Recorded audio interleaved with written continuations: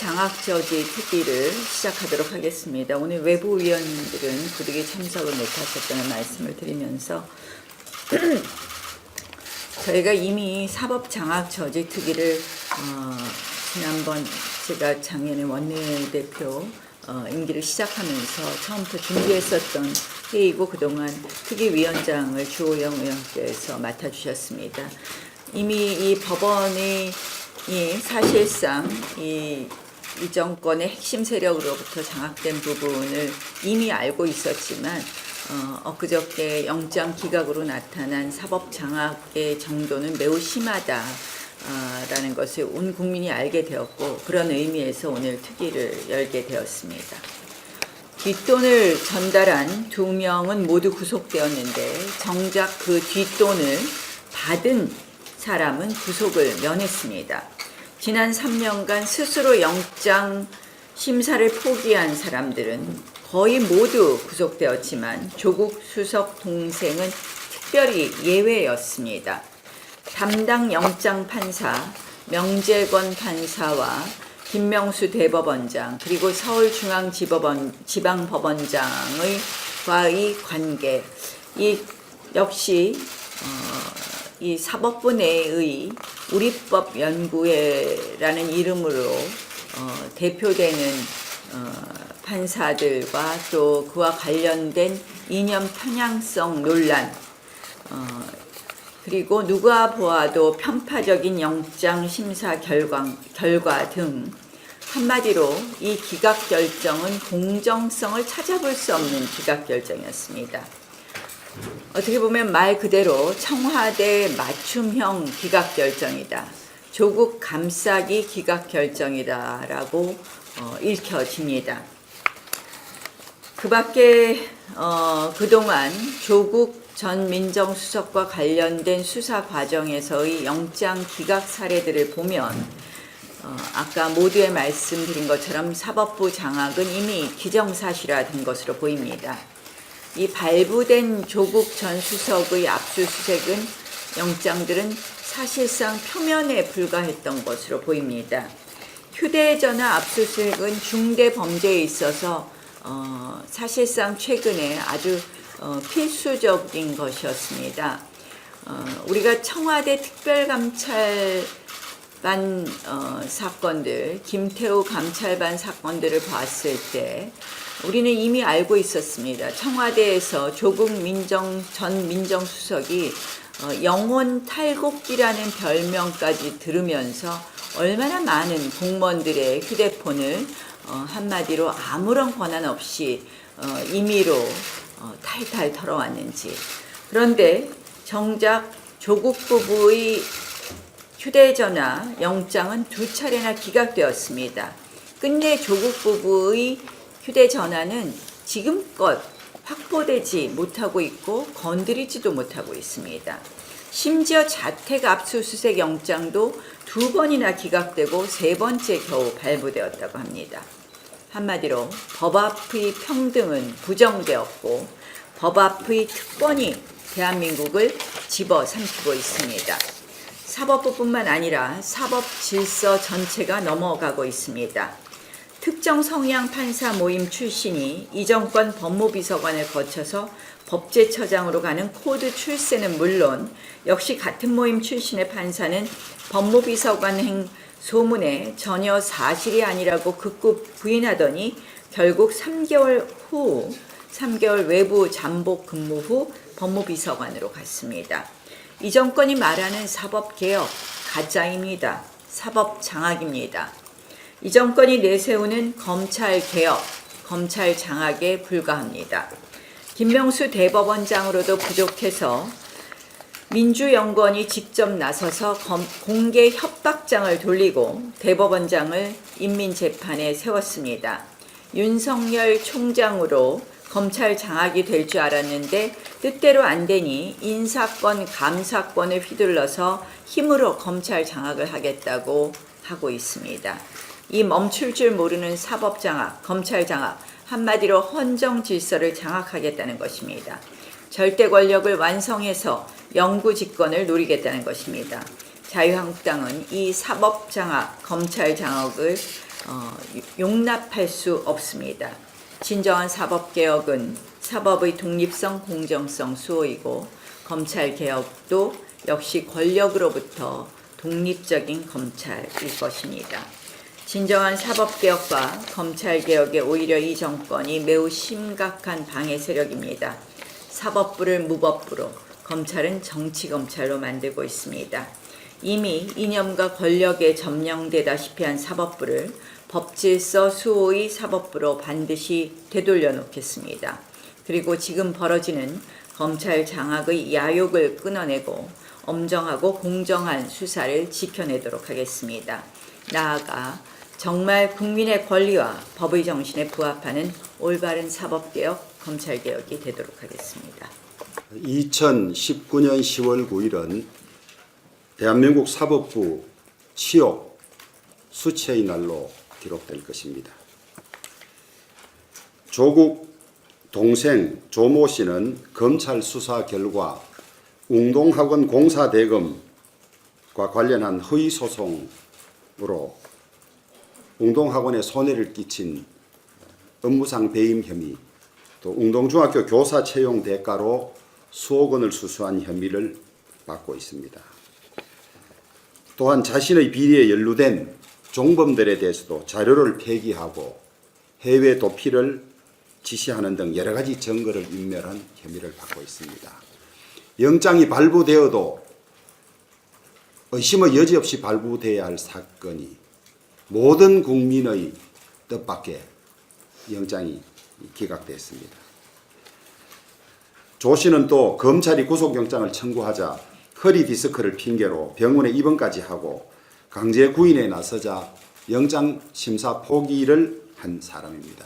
지금까지 영장심사 포기 중에서 영장이 발부되지 않은 예는 지극히 없습니다. 서울중앙지법은 2015년에서 2017년까지 32건의 실질심사 포기건에 대해서 100% 영장이 발부됐습니다. 증거인멸과 도주의 우려는 법원이 그동안 구속영장을 발부한 가장 중요한 기준이기도 하지만은 형사소송법상 영장 발부의 가장 중요한 사안들입니다. 우리가 볼 때 과연 증거인멸과 도주의 우려가 있을까 하던 사건들도 모두 증거인멸과 도주의 우려가 있다고 영장을 발부해온 이런 과정에 비추어 보면 조 씨는 증거인멸 및 도주의 우려도 있고 사안도 중요하고 증거인멸 교사까지 한 그런 사람이기 때문에 마땅히 구속되어야 합니다. 지금까지 드러난 사실만으로도 조모 씨에게 돈을 전달한 종범들은 500만 원에서 1000만 원, 지금까지 조모 씨가 받은 2억 원의 20분의 1밖에 안 되는 돈을 받은 사람들도 이미 다 구속이 되어 있습니다. 형사소송법의 규정, 지금까지의 구속영장 발부 기준, 그 다음에 종범들과의 형평성, 증거인멸 우려 이런 점에 비추어 볼 때 발부되지 않을 이유는 전혀 찾아볼 수가 없습니다. 그러다 보니 영장 기각 사유에도 증거인멸 및 도주의 우려는 없다고 도저히 쓸 수 없었던지 그 부분은 빠뜨리고 구속의 상당성이 없다고만 그렇게 기록을 해놓았습니다. 독재 권력이 독재를 시작할 때 가장 먼저 하는 일이 언론과 사법부를 장악하는 일이라고 합니다. 우리는 대법원장이 되기에 턱없이 부족한 김명수 춘천법원장을 대법원장으로 임명할 때부터 이 정권의 의도를 간파했습니다. 우리법연구회, 국제인권법연구회의 특정 파벌의 수장을 지냈던 사람을 대법관도 거치지 않은 채 임명할 때는 무언가 서로 간에 주고받으려 한 것이 있었을 것입니다. 그 김명수 대법원장이 다시 우리법연구회 출신의 민중기 서울중앙지방법원장을 임명하고 민중기 서울중앙지방법원장은 영장 기각이 많아지자 검찰에서 10년 이상 근무했던 특별한 경력을 가진 명재권 판사를 뒤늦게 영장 업무가 많다는 이유로 영장 전담 판사로 투입을 했습니다. 명재권 판사는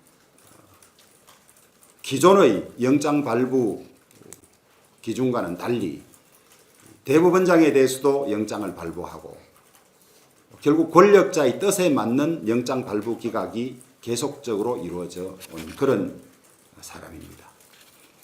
사법부의 독립은 외부의 권력으로부터 사법부가 독립되게 재판할 수 있도록 하는 장치이지 이것을 방패로 법원 구성원들이 사법부 독립을 내세워서 자의적으로 멋대로 재판하라고 둔 그런 제도는 전혀 아닙니다.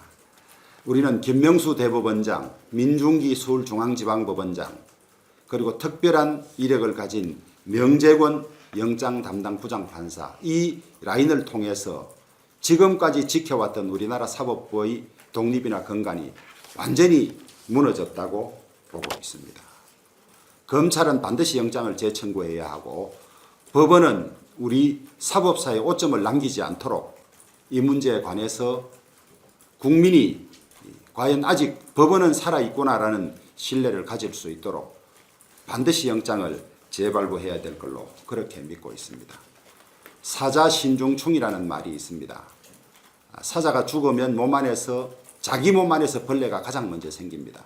사법부 독립은 외부에서도 흔들지만은 내부에서 이렇게 독립의 의지를 가지지 않고 정권에 야합하려는 이런 사람들로부터 먼저 시작되는 것입니다. 김명수 대법원장은 치욕스럽게도 대통령 면전에서 대통령이 외친 적폐청산을 호응하는 그런 굴종적인 자세를 보였을 뿐만 아니라 정부의 일자리 늘리기 사업에도 법원이 나서서 호응했고 또 부마 항쟁 기념일에 참석해서 이 정권의 정치적 행위에 대해서 힘을 보태주는 이런 행위를 계속하고 있습니다. 광화문에 모인 국민들의 분노가 법원을 향하지 않도록 엄중함을 직시하고 사법부의 원래 위치로 돌아올 것을 엄중하게 경고합니다. 조국 일가에게 특혜주는 것이 문재인의 검찰 개혁입니까? 장관되는 것 자체로 수사에 영향을 줄 수 있기 때문에 광화문에 국민들이 모여 항의 집회하는데도 지금 개무시하고 있습니다. 지금까지 없었던 검찰청 앞 관제 시위, 정경심 교수 소환 조사에 맞춰서 벌어지고 있는 이 관제 시위 역시 수사에 영향을 미치려는 시도입니다. 조국 일가에게는 소환에 대한 특혜, 압수수색에서 특혜, 조사에서 특혜를 주다가 이번에는 구속영장에서도 특혜를 주고 있습니다. 잘 아시는 것처럼 비공개 소환 조사 혜택은 정경심 교수가 지금 첫 번째 받고 있고 압수수색은 핸드폰 주거지가 여러 번 기각됐다가 겨우 발부됐습니다만 겨우 발부된 주거지 압수수색에서도 장관이 담당 검사에게 전화해서 살살하라고 그렇게 연락하고 있습니다. 조사에서도 지금 보시다시피 세 차례 소환 조사 받았습니다만 아프다면서 마음대로 검찰청 들락거리고 조사 시간보다 조사하는 시간이 더 긴 이런 상태가 벌어지고 있습니다. 검찰과 법원에서 주어지는 조국 일가에 대한 특혜, 이 국민들도 잘못된 것이라고 나서고 있습니다. 이런 특혜에 대해 청와대, 검찰, 법원은 국민의 심판을 곧 받게 될 것입니다. 국민의 심판을 처절하게 받아야 된다고 생각합니다. 우리가 오랫동안 활동하고 있었습니다. 그동안 사실 판사 출신이 곧바로 청와대에 가는 것에 대해서 저희가 그것을 견제하기 위한 법안도 만들고 했었는데요. 이번 김명수 대법원장의 사법부가 이미 장악됐다는 것이 다 나타났지만 실질적으로 이번 영장 기각은 또 그리고 그동안 조국 사건과 관련된 많은 영장 기각은 사실상 법원이 증거인멸의 공범을 자처한 것과 다름없다고 생각을 합니다. 따라서 지금 이러한 비상적인 이 상황에 대해서 우리가 할 수 있는 부분에 대해서 더 고민하고 회의 결과를 나중에 알려드리도록 하겠습니다. 지금부터 비공개로 하겠습니다.